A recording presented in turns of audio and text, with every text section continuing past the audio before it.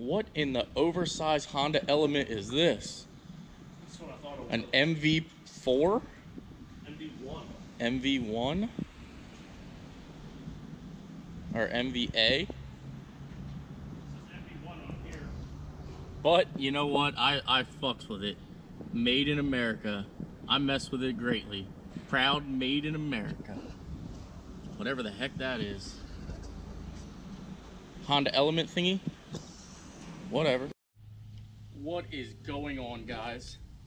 We have a new package. Now, I know what this is, but I feel like you guys like to see when I get things in the mail, get surprises, and cool things like that. Remember, always cut away from yourselves, guys. But we all know I live on the edge. I cut towards myself. I ain't scared of a good time. So what do you guys think is in this box here? I'll lead you guess down below right now. And I don't think you guys are going to guess it, because it is actually to something that I do have. You have seen it on the channel already. But we haven't had much. We did one major video with it, and that was it.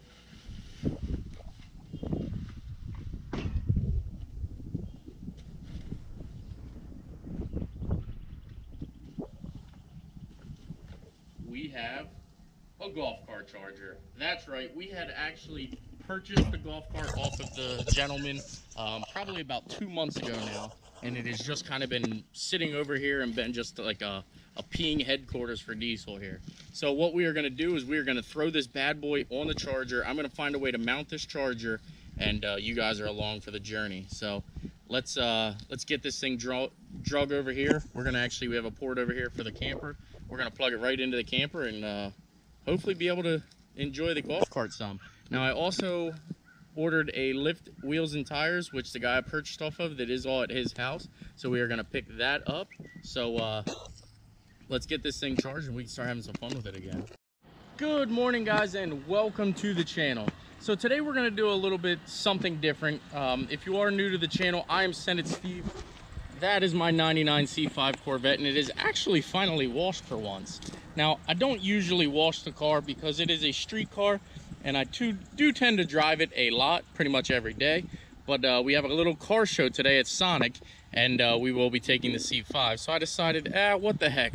Let's clean it up a little bit, make it look presentable for once. And also, today we are going to go to InShane Designs and talk to him about maybe a little bit of decals for this car. Now, I'd like to do some kind of logo in the hood scoop there so that it kind of stands out, so I can get rid of the little stickers that I have here. You know, because let's be honest, you can't really see them driving down the road, and I want this car to, you know, well, this car is the channel, so for me to get rid of these little stickers here, I know, sorry Street Speed, but I'm going to lose that sticker.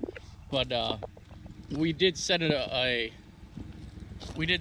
date to get the car done, but I did go over there today. We did talk to him a little bit about what we're going to do, the design and things like that, and I cannot wait.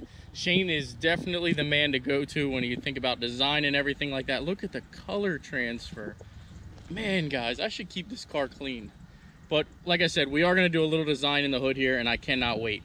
So in today's vlog, a bunch of people ask me, you know, hey, you know, how do you purchase your cars, things like that.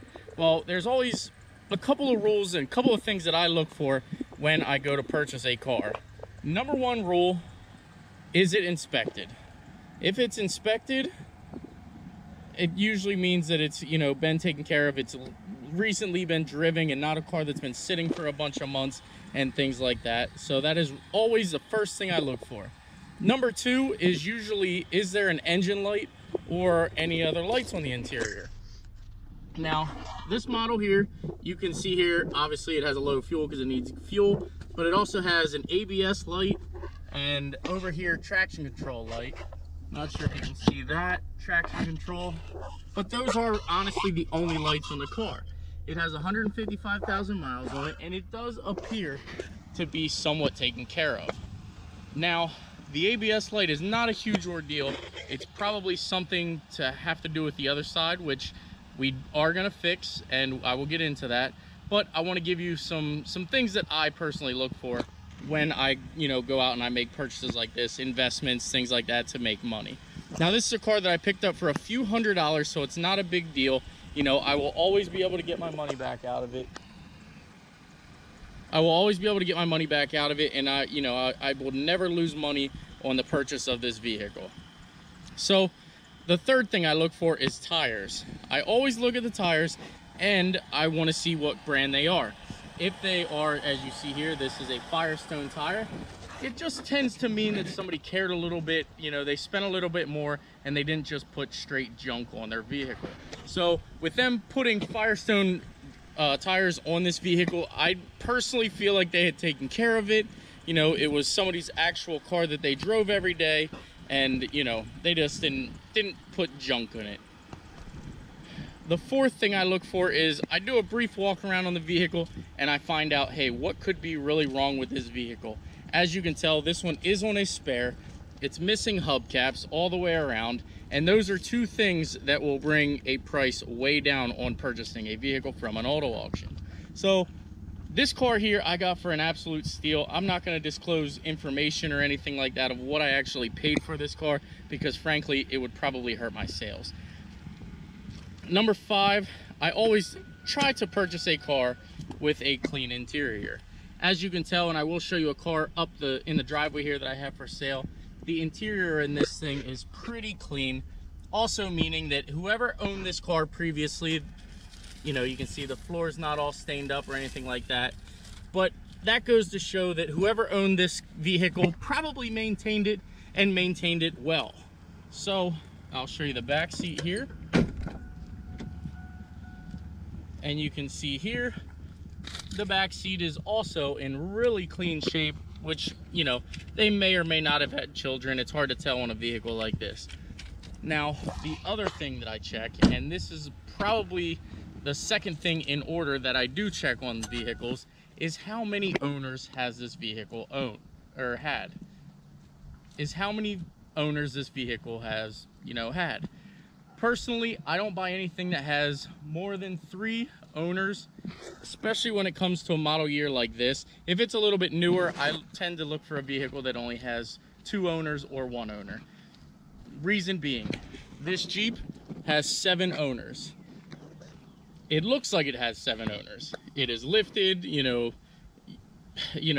pretty much, I don't want to say that the Jeep is beat, but it's in rough shape, but this is also a different caliber vehicle. So this one here, like I said, you guys all know, if you haven't seen, I got this for an absolute steal. I had to do this deal. But that car, I think, has 7 owners, and it's only a 1996, which isn't terrible.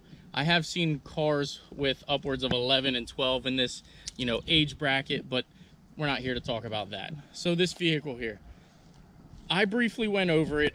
I had it up in the air, jacked it up on jack stands and everything like that, and it needs a left rear shock and spring. The spring is actually broken on this side.